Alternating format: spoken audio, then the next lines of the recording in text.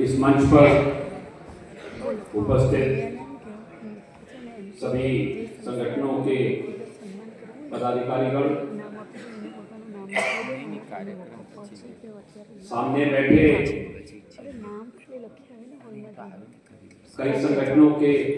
महत्वपूर्ण पदाधिकारीगण, मैं सबका नाम इसलिए नहीं ले रहा हूँ एक एक का कि शायद इस हॉल में हर वो व्यक्ति बैठा है जिसका गुजरात और राष्ट्रीय स्तर पर और अंतर्राष्ट्रीय स्तर पर भी जिन्होंने गुजरात की धरती से अपना योगदान दिया है दृष्टिबाधित दिव्यांग कल्याण के क्षेत्र में, उनके अधिकारों की रक्षा में, वो सब बैठे हैं। मैं उन सबको संबोधित करते हुए और गुजरात के कोने कोने से आए हुए युवा बहनों और भाइयों, मैं सर्वप्रथम गुजरात के सभी संगठनों के सभी कार्यकर्ताओं और पदाधिकारियों और नेताओं को प्रणाम करता हूं। प्रणाम इसलिए करता हूं कि आज इस आयोजन में आपने जो एकजुटता दिखाई है, जो गुजरात का स्नेह एक सूत्र बांधकर संयुक्त रूप से भारत के गौरवमयी क्षण को, जब भारत ने विश्व मंच पर दृष्टिबाधितों के संगठन में अपना स्थान प्राप्त किया है और विश्व का नेतृत्व करने का अवसर भारत को मिला है, उसको उस गौरव को मनाने के लिए आप एक मंच पर एकत्रित हुए हैं, इसलिए आप सबको प्रणाम करते हैं। मित्रों, अगर हम भारत में दृष्टिबाधितों के, दिव्यांगों के सशक्तिकरण और अधिकार के इतिहास में अगर हम जाएं तो हमें ये मानना होगा और राष्ट्रीय स्तर पर सबसे बड़े मास बेस ऑर्गेनाइजेशन के महासचिव के रूप में कह सकता हूं पूरी स्वीकारोक्ति के साथ कि उस सशक्तिकरण के प्रयास में, अधिकारों की लड़ाई को संबल देने के प्रयास में गुजरात के सभी संगठनों ने अग्रणी भूमिका अदा की है और उसके लिए मैं आप सबका साधुवाद देता हूं, आप सबको बधाई देता हूं। मित्रों, राष्ट्रीय स्तर पर जब मैंने अधिकारों के संघर्ष की यात्रा प्रारंभ की तो उस समय सवाल यह उठता था और कई लोग मुझसे पूछते थे कि आप एम्प्लॉयमेंट की बात करते हो, एम्प्लॉयमेंट के योग्य लोग कहां हैं, एम्प्लॉयमेंट के योग्य बनाने के लिए अवसर का आपके पास कार्यक्रम कहां है। तब मैं मन ही मन हमेशा गुजरात के कई संगठनों की ओर देखता था। इसमें बीपीए एक सबसे बड़ा संगठन के रूप में मैं इसमें अपने आस्था की किरण देखता था। यहां गुनानी साहब बैठे हैं, वे केवल गुजरात के नहीं हैं, उनका योगदान केवल राष्ट्रीय स्तर पर नहीं है। आईसीईआई को जो दिशा दी है, आईसीईआई को जो उन्होंने सशक्त किया है, उसमें उनका बहुत बड़ा योगदान है। नंदिनी बहन यहाँ बैठी हैं, उनका भी बहुत बड़ा योगदान है। मैं आपको प्रणाम करता हूं। और जिस तरह से गुजरात में आपने जो ट्रेनिंग प्रोग्राम्स चलाए, यहां बैठे अन्य संगठनों के लोग, भाई जयंती भाई हो, यूसुफ कपाड़िया जी हो और भी बहुत से साथी यहां बैठे हैं, अलग अलग जिलों से आए हुए, जिन्होंने अपनी संस्थाओं के माध्यम से, अपने संगठनों के माध्यम से शिक्षा प्रकल्प चलाए और चला रहे हैं और सशक्तता से चला रहे हैं। विभिन्न प्रशिक्षणों के कार्यक्रम आप चला रहे हैं। उसी का परिणाम है कि जब हमने आरक्षण की बात को पूरा करने का पूरे देश में बीड़ा उठवाया न्यायिक सक्रियता के माध्यम से, तो उसका परिणाम ही है कि अगर आप सशक्त ना बनाते लोगों को तो वो सारा मेरा प्रयास विफल जाता, व्यर्थ जाता, उसको आपने सार्थक बनाया है। इसलिए भी मेरी संघर्ष यात्रा में, संघ की संघर्ष यात्रा में आपके बिना हम सफल नहीं हो पाते। मैं ये संदेश देना चाहता हूं। मैं आज गुजरात के अंदर जो बड़े स्तर पर कार्यक्रम विशेष भर्ती का चल रहा है, आप सबकी एकजुटता के बिना हम इस जो हमने आदेश प्राप्त किया है, 9000 से ज्यादा वैकेंसीज हैं, उनको पूरी तरह पा पाना संभव नहीं है। हम सबको एक रहना होगा, एक रहकर एक कॉमन ऑब्जेक्टिव के लिए हर दृष्टिबाधित युवा साथी भाई बहन के लिए जो बेरोजगार है उसको रोजगार युक्त करके उसकी भूख को समाप्त करने के लिए एकजुट रहना पड़ेगा और एकजुट रहकर हमको सबको मिलकर काम करना होगा। मैं राष्ट्रीय दृष्टिहीन संघ की ओर से आपको आश्वस्त करना चाहता हूं, सभी संगठनों के मुखियाओं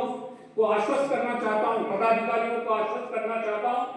कि राष्ट्रीय दृष्टिहीन संघ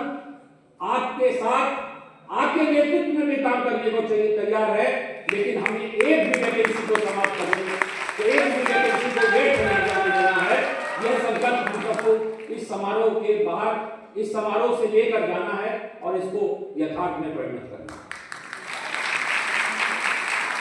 अब मैं राष्ट्रीय स्तर से अलग हटके अंतर्राष्ट्रीय स्तर पर जो जिम्मेदारी भारत ने उठाई है, मेरे माध्यम से आप सबके स्नेह का, आप सबकी शक्ति के परिणाम स्वरूप मैंने ये जिम्मेदारी स्वीकार की है और इस विजय में आपके बिना, आप साथियों के सहयोग के बिना, आपके समर्थन के बिना ये विजय संभव नहीं थी। मैं ये बताना चाहता हूं कि भारत और पुरानी साहब, नंदिनी बहन इस बात को, और भी हमारे जो साथी अंतर्राष्ट्रीय स्तर पर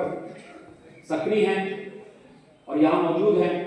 वो इस बात के साक्षी बनेंगे और इस बात को एंडोर्स करेंगे कि आज भारत कई क्षेत्रों में कई विकसित देशों से आगे है, जिसमें रोजगार के क्षेत्र में आपको यकीन दिलाना चाहता हूं कि हम यूएसए से भी आगे हैं, ये आप निश्चित जानें। और ये मैं आपको एक उदाहरण देना चाहता हूं। कुछ दिन पूर्व वार्ता चल रही थी हमारे पदाधिकारियों में WBU के, वहां पे बात आई कि आप यहाँ जजेस बन रहे हैं लोग। मैंने कहा हाँ बन रहे। मैंने कहा जजेस ही केवल नहीं, इंडियन एडमिनिस्ट्रेटिव सर्विस में भी लोग लग रहे हैं, सिविल सर्विसेज में लग रहे हैं, बैंकों के उच्च स्तर पर काम कर रहे हैं। जो हमारे एक WBU के पहले अध्यक्ष हुआ करते थे, पुरानी साहब जानते हैं, नॉर्वे के आर्ट रोटे साहब, उन्होंने जुडिशरी, नॉर्वे में जुडिशरी का में अपने चयन के लिए प्रयास किया था, उनको ब्लाइंडनेस के कारण रिजेक्ट कर दिया गया। और आप समझिए वो उस समय प्रेसिडेंट थे वर्ल्ड ब्लाइंड लीग। इसके उलट भारत को देखिए, राजस्थान जुडिशियल सर्विस में, मध्य प्रदेश जुडिशियल सर्विस में ब्लाइंड को, आप ये छोड़िए नियुक्ति तो छोड़िए, उनके रूल्स में ये कह दिया गया कि ब्लाइंड इसके लिए अप्लाई भी नहीं कर सकता है। वो आज हमने सुप्रीम कोर्ट से वो निर्णय पर वो रूल्स को निरस्त कराया और आप जानते हैं कितने जुडिशियल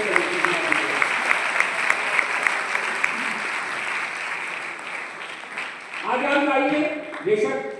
जो चयनित हुए हैं उनमें अब संवेदना नहीं रहेगी, ये दुर्भाग्य की बात है। लेकिन जाता हूं मैं हरियाणा जाता हूं तो देखता हूं कि कमिश्नर हिसार कौन है, एक ब्लाइंड है। खुशी होती है लेकिन साथ में थोड़ी निराशा भी लगती है जब उनके पास जाते हैं, क्योंकि जब उनके पास जाते हैं उनसे कहते हैं ये उदाहरण बता रहा हूं, ये भी उदाहरण बता रहा हूं, और ये इसलिए बता रहा हूं उदाहरण कि आप लोगों में कल आप आईएएस बनेंगे, बहुत से हमारे युवा साथी प्रॉमिसिंग यहाँ बैठे होंगे जो आईएएस भी बनेंगे, किसी भी ऊंचे पद पर जाएंगे। उस पद पर जाकर कभी जो आपका हमारा यथार्थ है, क्योंकि हमारे माथे पे नहीं लिखा कि हम आईएएस हैं, मेरे माथे पे नहीं लिखा कि मैं सीनियर एडवोकेट हूं, मेरे माथे पे नहीं लिखा कि मैं प्रेसिडेंट वर्ल्ड ब्लाइंड यूनियन हूं या जनरल सेक्रेटरी एनएबी हूं। जो मुझे नहीं जानता उसकी पहली मुलाकात और उसका पहला परसेप्शन उसको देखकर एक दृष्टिबाधित व्यक्ति के प्रति जो उसका नजरिया है उसी से होगा और उसी से उसका व्यवहार निर्धारित होगा। साथियों, इस यथार्थ को कभी मत भूलना, चाहे आप कितने ऊंचे पद पर चले जाओ, अपने संघर्ष को मत भूलना, अपनी तकलीफ को मत भूलना, जो कठिनाइयों से आप उस तक पहुंचे हो उसको मत भूलना, उससे अपने आप को आपके साथ हमेशा रखना। यही कारण है कि मैंने जिस दिन प्रेसिडेंट वर्ल्ड ब्लाइंड यूनियन का अध्यक्ष का पद, प्रेसिडेंट का पद संभाला, मैंने हर बार हर मंजिल प्राप्त करते हुए अपने आप को बार बार अंदर से यही समझाया है, यही संकल्पित किया है कि मैंने जहां से यात्रा प्रारंभ की थी, वो यात्रा जो जब एनएपी में मैं आया महासचिव के रूप में 1978 में, तब मैंने जो यात्रा प्रारंभ की थी, वो यात्रा टेबल पर फेडरेशन के एक टूटे ऑफिस में, जिसकी सीमेंट की प्लास्टर गिर भी रही थी कई जगह, उसी छत के नीचे मैंने संघर्ष यात्रा प्रारंभ की थी। वहीं रहकर एक टाइम खाना खाकर, क्योंकि उस समय संघ के पास पैसा नहीं होता, लेकिन एक टाइम खाना खाकर हमारे साथियों ने मिलकर वो संघर्ष किया, जिसके परिणाम स्वरूप हम यहाँ तक पहुंचे। यह आज बीपीए का अध्याय वैसे भी खड़ा हुआ, इसमें बहुत से लोगों का श्रम है, बहुत से लोगों की मेहनत है। जयंती भाई का स्कूल ऐसे नहीं आपके सामने एक आदर्श विद्यालय के रूप में खड़ा हुआ है। जयंती भाई, उनके परिवार, उनके सहयोगियों का ये इसमें श्रम है, खून पसीना है। तो हमें उस श्रम और खून पसीने की इज्जत करना सीखना है और अपने आप को भी उसी लायक बनाना है, जिससे हम इसी तरह की संस्थाओं के माध्यम से अपने दृष्टिबाधित उन साथियों को, उन भाई बहनों को जो दूर दराज के इलाके में हैं, जो जिनको 2 जून का भोजन भी उपलब्ध नहीं है, उनको वो 2 जून का भोजन ही नहीं, उनको सम्मान पूर्वक जीवन व्यतीत करने का अवसर प्रदान करने के लिए अपने खून पसीने को लगाना है। अगर आज का हमारा पुनर्वास हो गया तो हमारा अगला लक्ष्य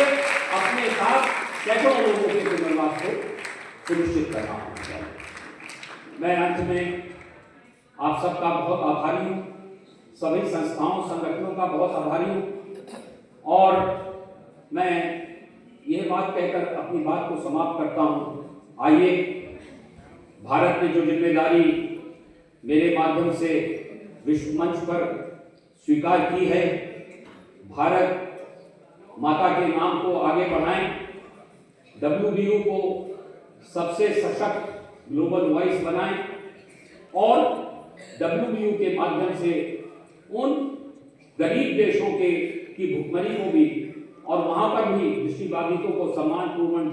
सम्मानपूर्वक जीवन व्यतीत करने के अवसर पैदा करने के लिए अपने अगले 4 साल के जो मैंने संकल्प लिया है, उस 4 साल में उस उद्देश्य की भी पूर्ति करें। मैं आप सबको पुनः बहुत बहुत धन्यवाद देता हूँ। बहुत बहुत धन्यवाद।